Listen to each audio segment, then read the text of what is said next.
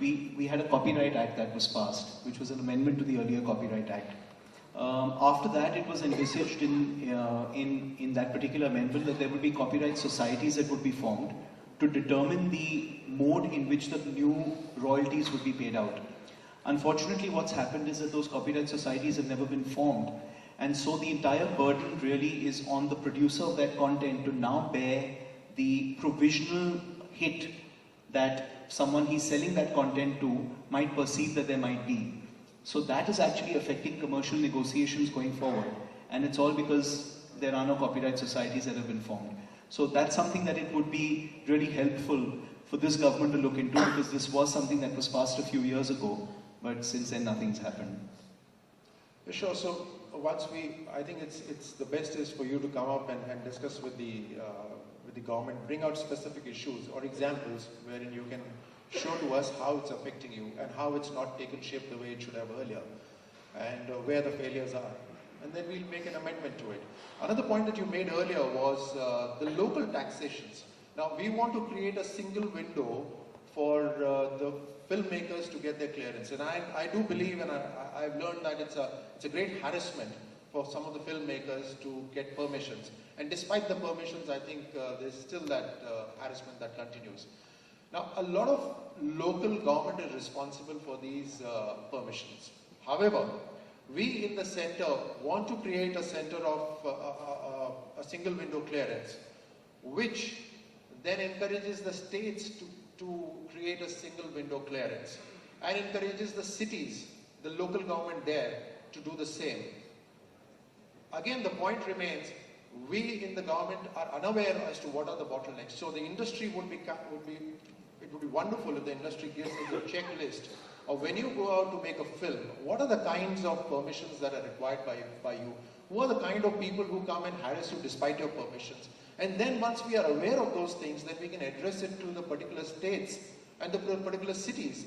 And then perhaps we can have incentives for some of the cities that give you easier permissions and quicker permissions. And then that would become a certain standard for the other cities to follow. Thank you, sir. Thank you very much.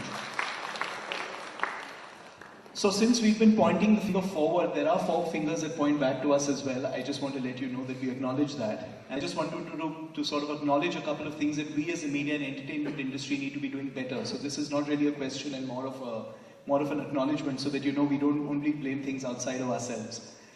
What has happened in the last few years, I think, is that as content creators, we have let the risk-reward ratio in the media and entertainment business be completely skewed, and those taking the risks have not been the ones being able to reap the rewards of that risk, and that actually has led to a pretty lopsided business model, especially in the film industry.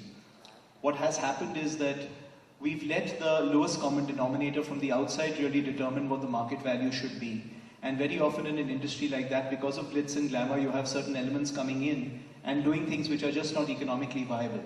What's happened is that we've actually let our decisions be dictated by those rather than by sound business logic. And I think going forward, the entire film industry has realized that that really is a problem, and that is a wake-up call to all of us. And that's something that we need to fix going forward. The cost model needs to be corrected.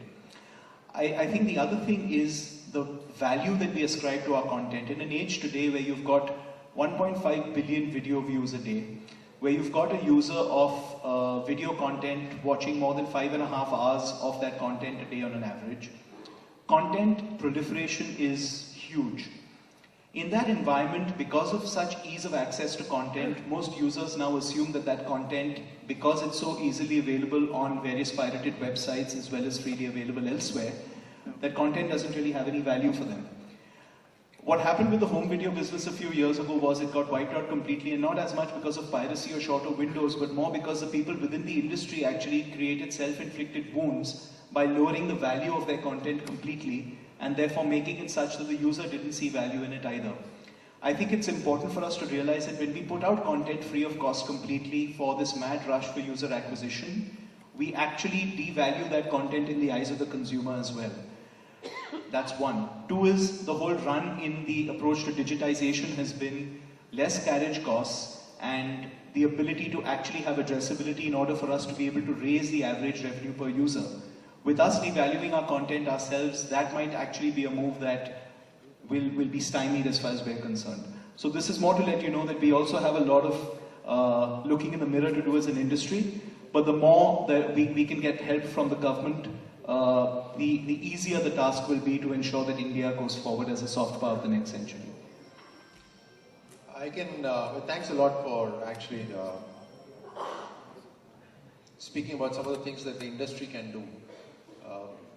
We in the government want to make it very clear to the entire industry that if there is something that the government can do to make you more stronger, to facilitate some of the things you need to come up with content with better reach, then the government would be more than pleased to do it, because that's our job to be doing it.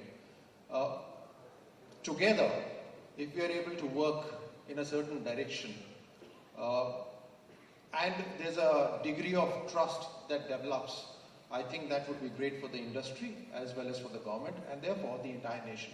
I think that is the essence of the whole thing, that there is a lot of trust deficit.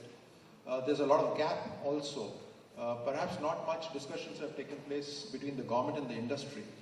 And some of the leaders of the industry who perhaps represent the larger sections need to take upon themselves to not only discuss within yourself, but also to come up to the government or invite us more often, so that we can take this whole process of, be it certification, be it funding, be it taxation, be it ease of doing your business, be it ease of filming, whatsoever be it, that we would be more than willing to help you out. Thank you, sir. That's a point very well taken. I'd just like to say that, you know, in the final analysis, it's refreshing to have a minister and to have a government who is so open to looking at a dialogue with the media and entertainment industry. We've not enjoyed it to that extent in the past, and we look forward to the journey in the future. I would urge the government to look at us not for just our size, but more for the impact that we could have on the cultural mores of the country, as well as to take India's story further, much further globally. And to take forward the Make in India, you know, the whole theme of Making in India, because if you look at it, and you look at the fact that more than 90% of the content in this country that is enjoyed, that is revenue mined, and that is viewed actually comes from this country itself. It is a huge uniqueness that we have versus any other country other than the United States. And that actually could propel us into being the soft power for this century. Thank you so much, sir. Thank you. Thank you so much.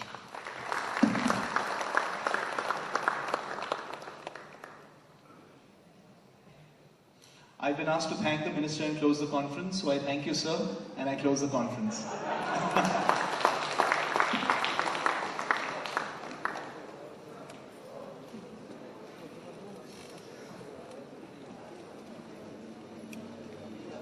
I think as we end FICCI Flames 2015, which is the 16th year that it's been held, let's give a big round of applause to all the organizers here at FICCI. Leena ma'am and the entire team. It's been a thankless job for the last 3 days. It's 6 months of efforts that have gone in. The team at Viscraft, everyone. I'm sure in Mumbai you can do better than this. One last time.